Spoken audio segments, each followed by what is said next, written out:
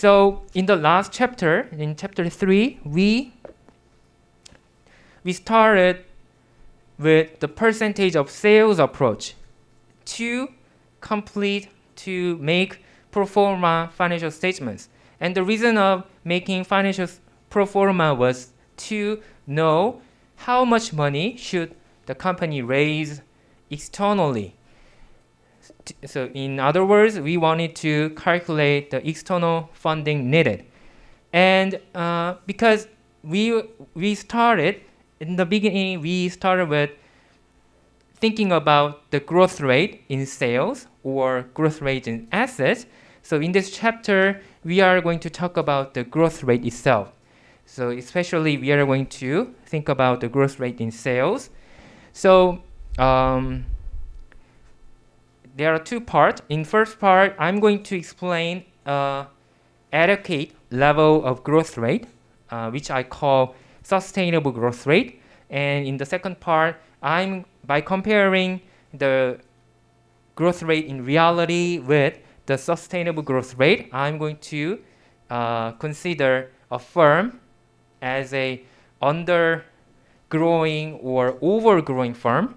And then I'm going to discuss several solutions for these firms. So let me start with the sustainable growth rate. And to understand the meaning of the growth rate, we should think about a firm's life cycle. So not only you, but also firms can be considered as beings that has lives, and it can be too much information for you, but I'm raising a daughter, and actually today is 100 days since she was born. Thank you very much. And there were a lot of concerns about her when she was born on June, because her weight was lower than 3 kilograms, and she was delivered earlier than expected. So my wife and I had a lot of concerns. But now during this 3 months period, her weight become double, and she is growing fast. So this is it reminds me that how a baby can grow fast. So in comparison, people like you in 20s, your weights and height do not change much. And for the people like me, old men, we don't change our height much, and actually we become smaller as we became older, and sometimes I can gain some of my weight among my belly. Anyway, so people have life cycles. So when they are young, they grow faster, but as time goes by, the growth rate becomes smaller and smaller, and suddenly they stop growing. And then in the late part, they become old and they die. And similarly, companies do the same thing. So when the companies are first born, they start to grow fast, and suddenly they have to compete with other companies, and then they cannot grow much, and they become mature. So this is called as a firm's life cycle, and there are about 3 or 4 stages: the launch period, the growth period, shakeout, and maturity. So when they are growing, the growth rate is really, really high, and as we talked about it in the last case from Kupang, it can double its assets or sales just in a year. But when it becomes old, like when it becomes 10 years old or more, then suddenly it stops growing, and the growth rate becomes lower, or it can be even a negative number. So keeping in that mind, so we are going to think about the growth rate and the financing. So when my daughter was born, she needed energy. So my wife and I feed her with some milk. And similarly to that, firms need to eat something to grow, and this is financial resources. So firms, companies need money to grow. So there is a strong relationship between the growth and the financing. So whenever we have growth in sales, we need to have new assets. In other words, we need to have increase in assets. So in the balance sheet, this is the assets in the previous year, and this is the assets acquired in this year. So because of the sales growth, we need to have this new asset. And because in the balance sheet, we have to have a balance between assets and the liabilities and equity. This is the liabilities and equity in the last year, and now we need this part. And some of them can be obtained internally, and we call them as retained profits. So these are the internal funds that a company can use when they need to invest in other assets. But the other part, the rest of it, cannot be achieved internally, so firms need to seek external financing. And that's why we were able to calculate the external funding needed in the last chapter. And then, if there is no financing, then there will be no growth. So generally, then why do firms care about growth? Because as growth increases, a firm's market share increases and its profits also increase. So sometimes the managers or the executives often prefer to achieve the highest growth rate as possible as they can. But it is not a good choice for them, because there is a advantages and disadvantages in growing. So growth should be carefully managed. So when the firm grows too much, there can be another problem. For example, because the growth means that you have to increase your assets to back your sales. That means you have to invest in several parts, and then it will consume your cash. So you will get nothing left, and possibly maybe you have to, whenever you have to pay back your liabilities like accounts payable or short-term borrowings, then maybe you will not be able to pay back. So possibly you can go bankruptcy. And also, obviously, we have a problem in too little growth, because if your firm does not grow much, then as a manager, you will be pressured by your shareholders. They will ask what is going on this firm. And then maybe in the product market, your products are not competing with others, so maybe it will be removed from the market, and possibly shareholders will agree that actually it is better to liquidate the firm, and so the firm will die. So both are the problems. Whether you grow too much, whether you grow too little, these two have different problems, and therefore you have to find a balanced growth rate. And then what is the balanced growth rate or an adequate level of growth rate? So to think about this growth rate, which is preferred, first I'm going to think about a growth rate that I can have without any external financing. So if you don't have any external financing, there is no risk of bankruptcy, so you can just maintain your company. And in that sense, we can have a concept called internal growth rate. So this internal growth rate is the growth rate that you can achieve without any kind of external financing. And here is the formula to calculate the internal growth rate. And because the internal funds are actually referring to the retained earnings, so the internal growth rate is nothing but the growth rate that a firm can have by only relying on the retained earnings. And here in the calculation of internal growth rate, you have to consider two things. The first is ROA, the return on assets, and the second one is the retention ratio, which I denote as R.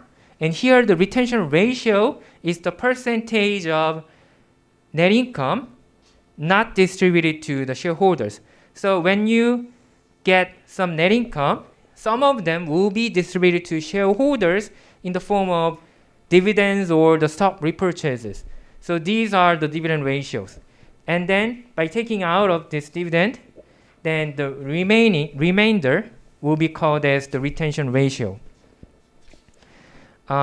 Before moving on, I'd like to introduce how I can get this kind of formula. So you don't have to memorize all of this proof, but it is for your understanding. So I'm going to suppose a imaginary firm which has a sales of S, net income of NI, and assets of A. And then let me assume that the growth rate should be G. And I'm going to assume that for simplicity, all items are proportional to sales. So similarly to the percentage of sales approach. And then if I complete the pro forma financial statements, pro forma income statement, there will be an addition to the retained earnings. And retained earnings are from the net income. So here is the net income. However, in the next year, we have a growth in the net income as in the same rate with the sales. We have 1 plus G times NI. And then we do not put this all amount into our retained earnings, but some of them will go to the shareholders. So I take 1 minus dividend ratio. And because 1 minus dividend ratio is a retention ratio, I have 1 plus G times net income times R. And next, I think about the increase in assets. So in the next year, because we have a proportional increase in our assets, the assets in the next year will be 1 plus G times A. And in the last year, asset was A. So by taking the difference between these two, I get that the change in asset is G times A. So here, to help you, so this is the balance sheet pro forma, and there was asset of A, and there was an addition to asset which is G times A. So the total asset should be 1 plus G times A. And on the right side, we don't change any debt yet. So there are liabilities, and we have equity. But also there is an increase in equity, which is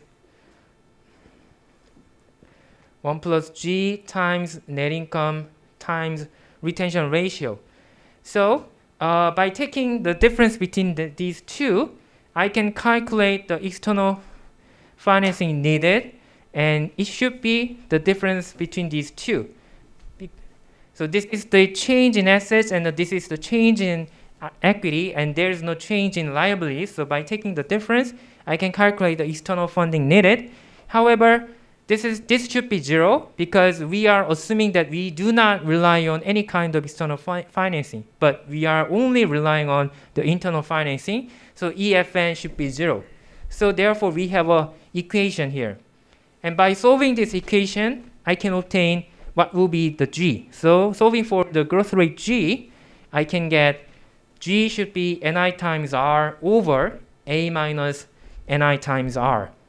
And if you multiply or divide the same number with respect to the denominator and the numerator together, then there will be no change in the value. So I divide both the numerator and the denominator with A, and A becomes 1 because A over A is 1. And here is net income over A times R, net income over A times R.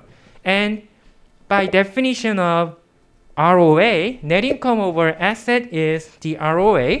Therefore, G should be, the growth rate should be ROA times R over 1 minus ROA times R. So this is the formula we can have.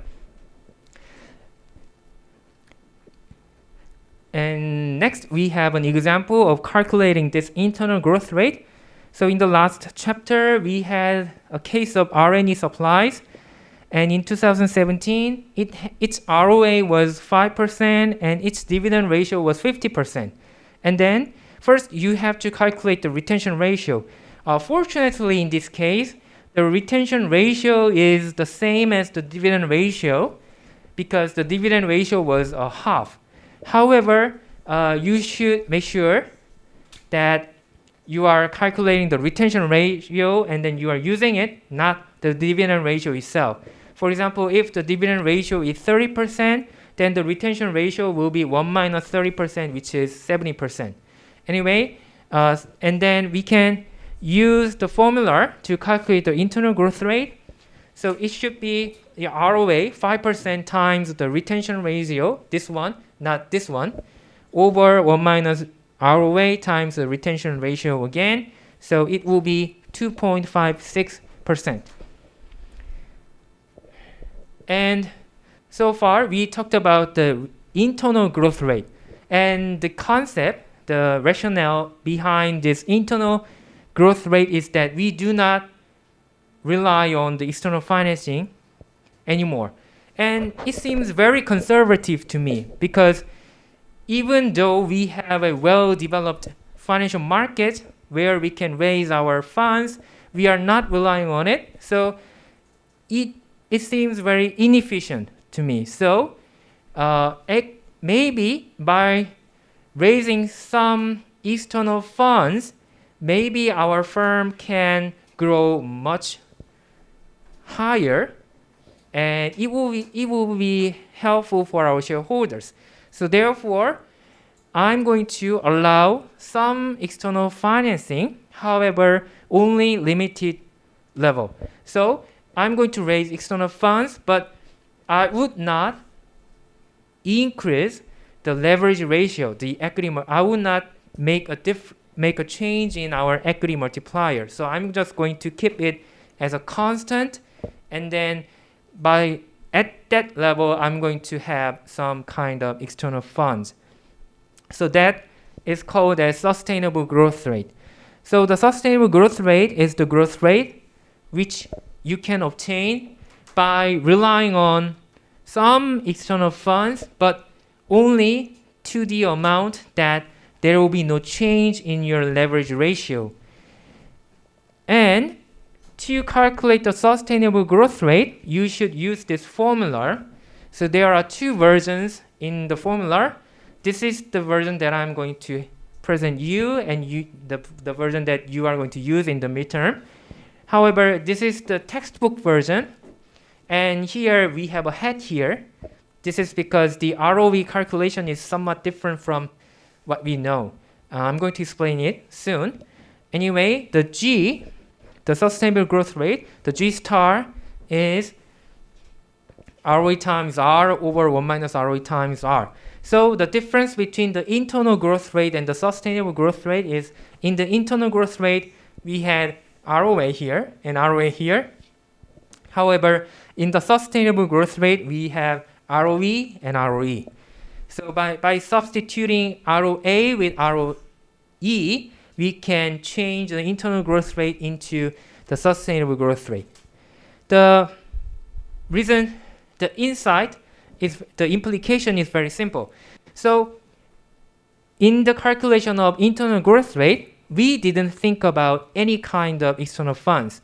So we do not want to have external funds or leverage. And in that sense, this is similar to the calculation of ROA. So as we know, ROA penalizes the levered firms. So in the calculation of ROA, we prefer to have lower leverage as possible as we can. But in the calculation of sustainable growth rate, we want to maximize the growth rate as possible, not to the unaccepted level, but in adequate level. So we use the ROE. And then in the calculation of ROE, we give some favors to the leverage. So this is the difference between the internal growth rate and the sustainable growth rate. Anyway, because we do not change our financial leverage ratio, we are maintaining it. Therefore, we have no concern that in the future our company can go bankruptcy. So it is a way not to deplete our financial resources, but to keep growing on. And so in that sense, I'm going to use a sustainable growth rate as a benchmark and to compare with the actual growth rate a firm has. And how the proof is, let me explain how can I get the formula. So the starting points are the same. So we have the addition to the retained earnings, which is 1 plus G star times NI times R. So the only difference from the previous one is that we have G star, not the G. And we have the change in asset, which is again the G star times A. And then here, in this case, the external funding needed is not 0 because we rely on some form of external funds. Therefore, we cannot use this equation because we don't know what should be this amount. And rather, alternatively, we are start from the sense that our equity multiplier should be the same before raising capital and after raising capital. So in the last year's equity multiplier was A over E. And in the next year, because now the assets become 1 plus G times A, it has grown. It should be this one, and over the previous E times, there is an addition to the retained earnings, which is 1 plus G times net income times R. We have this amount as the new equity. So therefore, this ratio should be the same as the previous one to keep the ratio the same. And then you multiply this one here and you multiply this one here, and you erase A because these are A is on the same side, and you can obtain this equation. And furthermore, you have E here, and you have 1 plus G times E, which is 1 times E plus G times E. So you have E here and there. So these twos are cancelled out by each other. And what you have remain is this one. So the G star should be net income times R over E minus net income times R. So again, the only difference is that we had A for internal growth rate, but now for the sustainable growth rate, we have E, not A. And by dividing both sides with E, we can get this formula, but here net income over E is the definition of ROE. Therefore, the G star, sorry about missing star here, the G star should be ROE times R over 1 minus ROE times R. Okay, and this is the formula that I use. So this is a more strict, more precise version. But the textbook has this formula, R times ROE hat. So let me explain what this how can they achieve this? So we have the similar argument, but meanwhile we deviate from it. So previously we had G star should be net income times R over E minus net income times R, and here we think about this numerator. So the denominator is net income over R, and here net income is the net income for this year, and the retention ratio is net income for this year. And equity E is equity this year, and this is net income times retention ratio this year.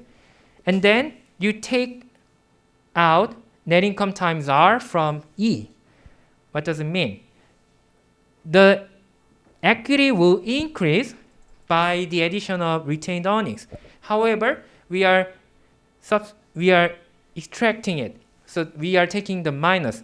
Therefore, it is this one should be the equity at the beginning of this period. Meanwhile, equity itself should be the equity at the end of this year. So E minus Ni times R should be the equity in the previous year. Therefore, we can write like this. The G star should be net income times R over equity in the last year. And this is similar to the definition of ROE, but it is slightly bit different because when we calculate ROE, we need to divide the current year's net income with the current year's equity. However, we are dividing current year's net income with the last year's equity. So in that sense, I'm using this hat over here. So that's the difference, or a small difference when you rely on this formula. But as I told you, this version is more precise, more accurate. So we are going to use this one, but this is more easy to understand because we don't have a ratio here. We don't have a numerator. So it is more easy to interpret. So we are going to use it for our analysis, but we are not going to use it when we calculate the growth rate. Okay, and then let's say that we are going to accept this, and because it is similar to ROV, we can use the Dupont analysis, and we can decompose ROV into several parts, 3 parts precisely: profit margins, asset turnover, and equity multiplier. And so here the profit margin is net income over sales, and asset turnover is sales over asset. But the equity multiplier should be asset over equity in the last year. So this one is again different from our usual notation. And then, 죄송합니다. Really sorry. And then the textbook is using this as a simple representation of the growth rate. So they use P as a profit margin, R as a retention ratio, A as an asset turnover, and T as an equity multiplier. So they are rearranging the order of these 4, and they say they call it Pratt, but the meanings are the same. Okay, let me come back to our calculation. So by using this formula, we can also calculate the sustainable growth rate of the RNE, because it had ROE of 16% and the dividend ratio of 50%. First, we need to calculate the retention ratio, which is 50, and then we are going to plug in these 2 values into our formula. And because ROE was 16.8% and retention ratio was 50%, we can obtain the sustainable growth rate of 9%. And then by comparing between sustainable growth rate and the internal growth rate, we can find that sustainable growth rate is much higher than the internal growth rate.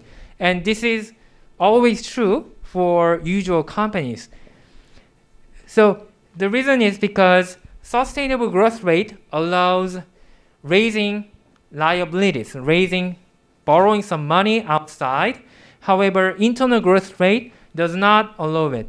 And we talked about the growth is only possible when the company is sufficiently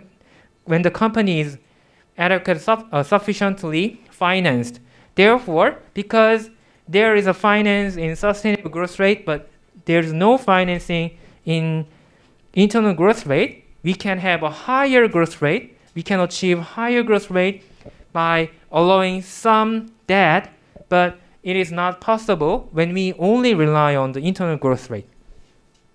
And also, we can find the same result from the formula.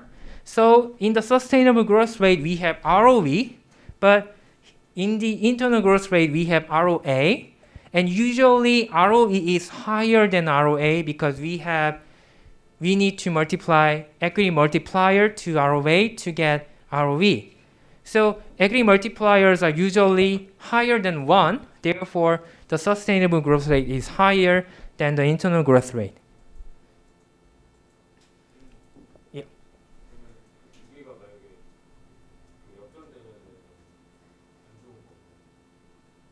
역전된다는 것은 그 식상으로는 넷인컴이 음수일 때 역전이 될 거예요. 그래서 이제 그게 정상적인 기업이 아닌 경우에 그렇게 될 겁니다. So the question he has raised is whether if we find a reversed relationship between sustainable growth rate and the internal growth rate, what is happening? And my answer is that if you find that such relationship is true for a company, then it means the net income is negative for that company. So actually there is a net loss in the company. Right, and then we are going to use the sustainable growth rate as the benchmark, and then we are going to think about whether firms are having troubles or not. So by using the textbook notation, we were able to find that the growth rate should be determined, or it depends on the 4 following factors: profit margin, retention ratio, asset turnover, and equity multiplier. And among these 4, I'm going to pick profit margin and asset turnover. And profit margin times asset turnover is actually ROA. And the remainders are retention ratio and the equity multiplier. So we have R times T. And then we can have the following conclusion. First, because these ROA is related to, this R retention ratio and the equity multiplier are related to the financial policies, the growth rate is determined by its financial policies. And there are 2 things more specifically. First, retention ratio, whether you pay out dividends or not to the shareholders. And second, whether you raise debt or not, whether you have leverage or not. So this is the the equity multiplier. And second two things are related to its own operating performance, profit margin or asset turnover, or in a nutshell, we have ROA. So profit margin, whether company has to pay a lot of expenses during its operation. And second, asset turnover, whether the company can generate a lot of sales from its assets, or in other words, whether the company is efficiently utilizing its asset or not. So by considering these 4 factors, we can think about the growth rate of a firm. Okay, and especially I'm going to use this version. So we have a ROA times R retention ratio times equity multiplier. And let me think about these two as a constant or a number. Then it is a function of ROA. So ROA decide the growth rate of the firm. So then we can say that a firm can grow only when the company's operating performance is sufficient, right? So we have a relationship again between the growth rate and the operating performance. And by comparing these two, we can have two situations. First case is that the actual growth rate is too high compared to the level which is determined by the ROA. And in that case, because it is growing too fast, it requires a lot of external funds. However, there are only limited external funds available. Therefore, the company will suffer the problem of depleting its cash.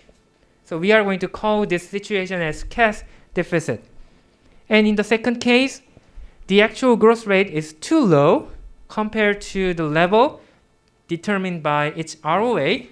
And in that case, because ROA is good, they are generating a lot of cash inside the company. However, because sales are not growing, assets are not growing, and they don't have anything to spend their money. So therefore, there is a cash surplus. They have money a lot, but they don't know how to use it. So this is called cash surplus case. And it can be graphically represented like this. So there is a sustainable growth rate, and for some boundaries, we have an acceptable growth rate. And as we have higher ROA, we can have a higher growth rate in our sales. But sometimes firms can be in this situation or in this situation. So this situation is the actual growth rate is higher than it can have by its operating performance. So we have cash deficit. So we need more financing. And in the second case, we have lower growth rate compared to the level that is accepted by its ROA, operating performance. So we have a lot of cash but don't know how to spend it. So we have a cash surplus. So we are going to think about these two cases. This is a too much growth case, and this is too little growth case.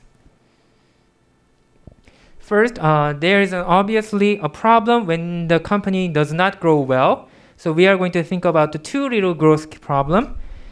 Firms with too little growth can have the problem of cash surplus in excess of their needs. So they have a lot of money, but they have nowhere to spend it. And then usually, if you remind the firm's life cycle that I showed you at the beginning of this class, those firms with low growth rates are usually in the mature stage.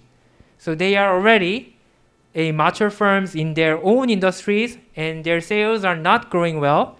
So they have a problem. And then there can be several solutions for these companies, like ignoring the problem, or returning money to shareholders, or they can buy growth outside.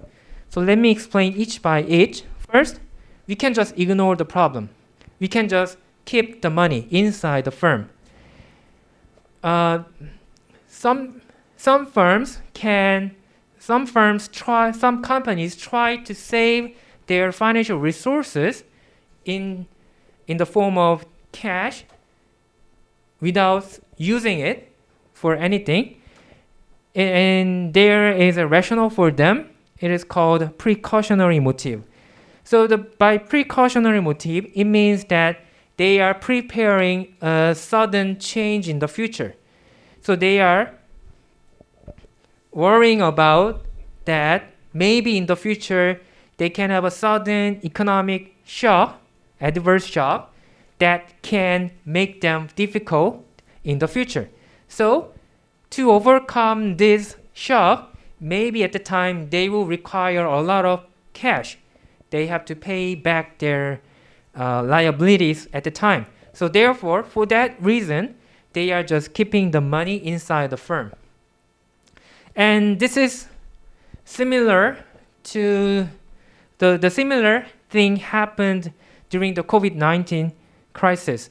So when the COVID-19 has first started in 2020, January, suddenly there was a shock and people were not able to go to shops or other places. They had to stick to their home, and therefore the consumption level has fallen a lot, and a lot of companies had difficulties at the time, especially smaller ones like in the street, and therefore if they had a lot of money prepared, then they would have been safe. However, some were not, and therefore the government gave them some aids, financial aids.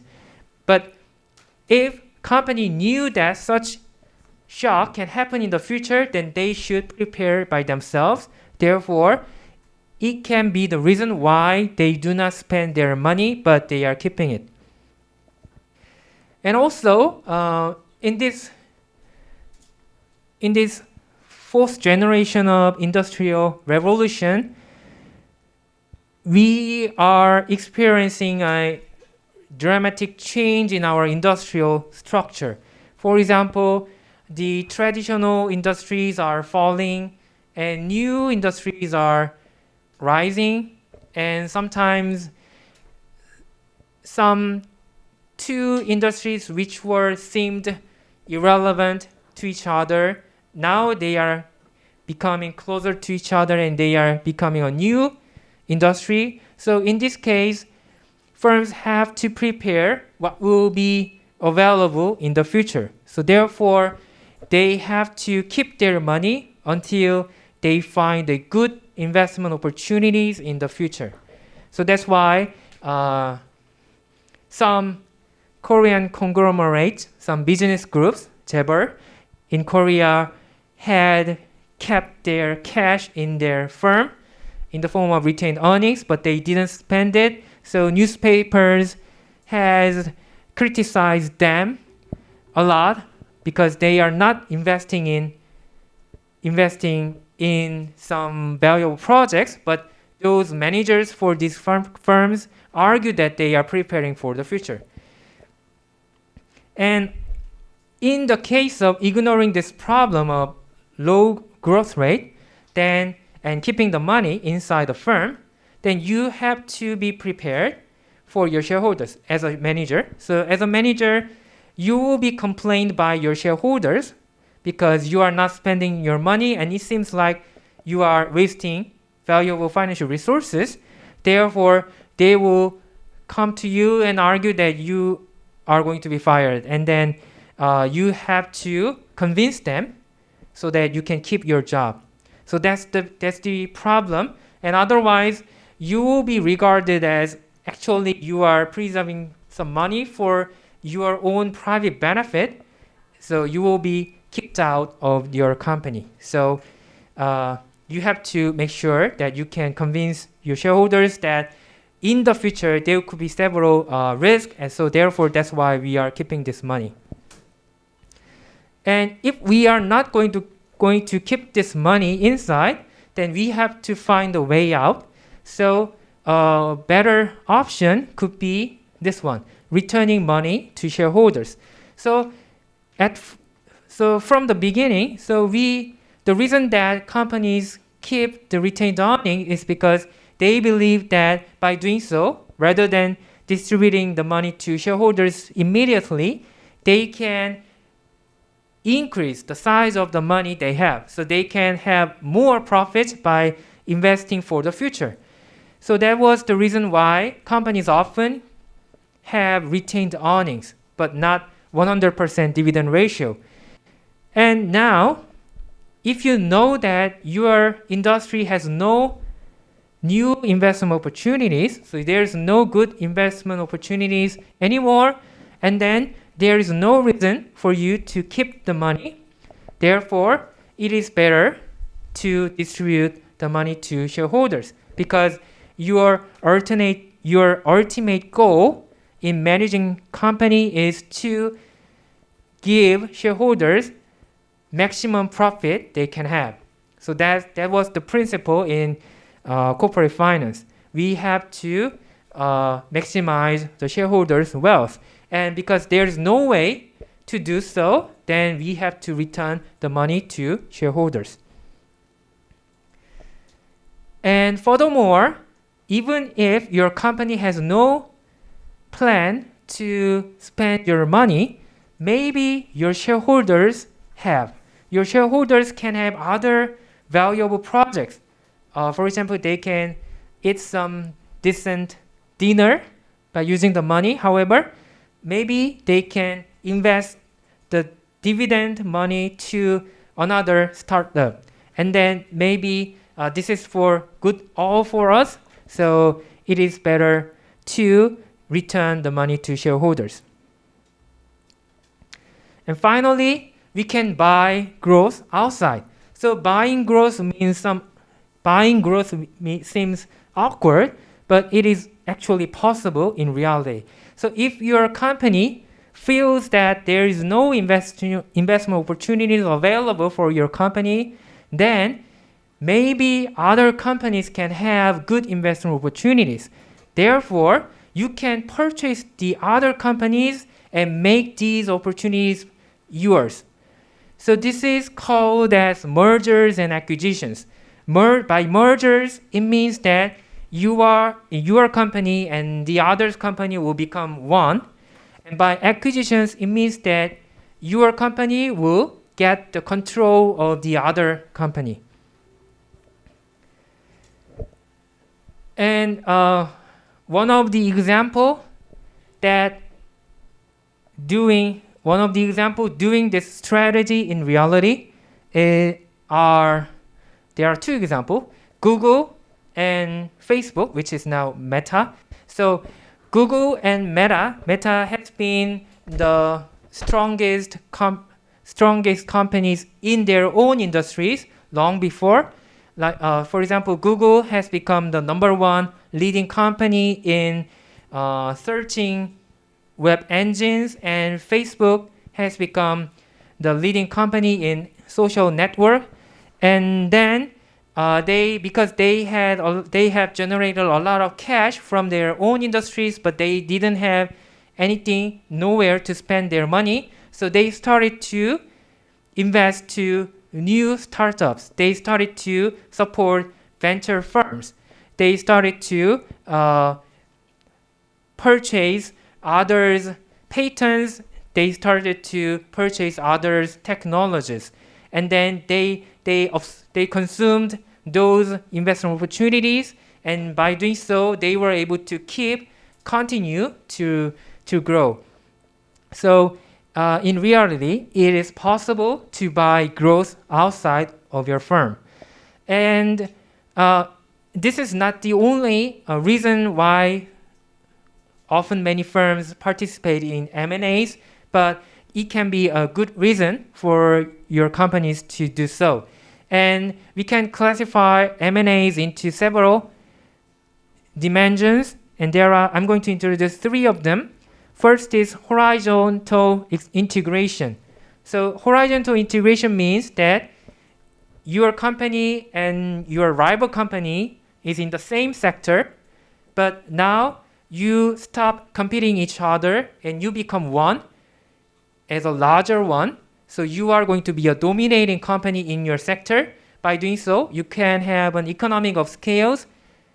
So it is more efficient to become larger. For example, before the merger, you had to invest $100 million by yourself, and your rival company had to invest $100 million. But now, because you two became one, you can only invest $150 million. So you can save your cost. So it is called as economics of scale. And also because you become a dominating firm, now you can control the price and the quantities in your products. so it can actually give you a lot of profit. So that is why we often see a horizontal integration. And the second kind of M&A is a vertical integration. So this is you want to become a dominant player in your supply chain. So there are customer firms and the suppliers. So supplier firms give some equipments to the customer firms, and the customer firm use these equipments to produce their final goods.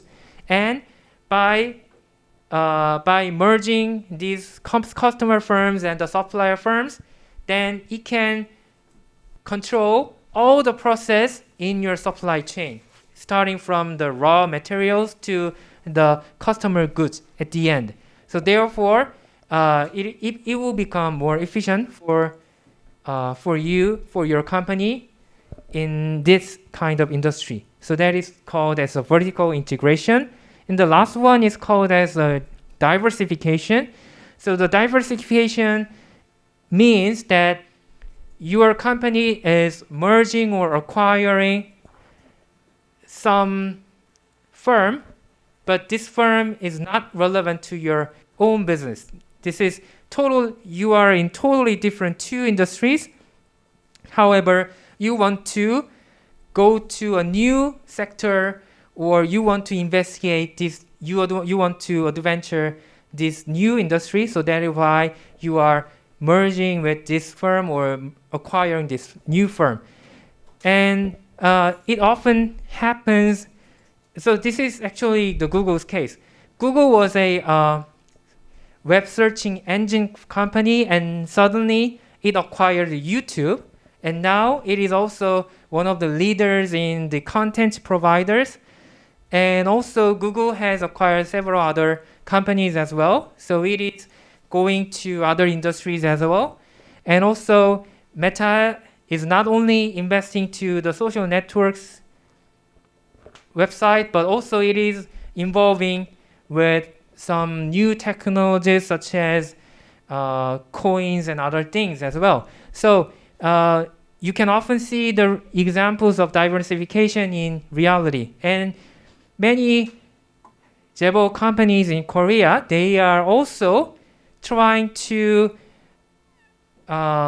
exit their traditional industries and try to move on to new industries which are more adequate for their survival in the future. For example, Hanwha and SK. So they were in traditional industries like oiling companies, oiling sector, and the firearms, but they are trying to become totally different companies by acquiring new startups and by investing to new firms.